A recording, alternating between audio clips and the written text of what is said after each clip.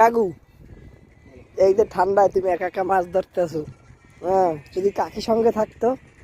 আর কইও না বাবা, আমার কাকি কোরালে তাহলে কি এই জায়গায় মাছ ধরতাম? এখন তোমার এই মাছ ধরার এই ফিলিংস কি এখন? ফিলিংস হইতো যদি প্রতি আর মারতাম আর মাছ ধরতো, ফিলিংস আমার ধরে নেই। এখন ঠান্ডা ফিলিংস হিমেল খাওয়া বইতেছে, আরে পৃথিবী খুবই কষ্টদায়ক। এখন কষ্টটা ডুবে যাইতো যদি মাছ উঠতো। আবহাওয়া খুব সুন্দর ছিল, ঠান্ডা ঠান্ডা আবহাওয়া। হ্যাঁ যদি এই কষ্টটা যদি তখন শেষ হইতো যখন যদি মাছ উঠতো।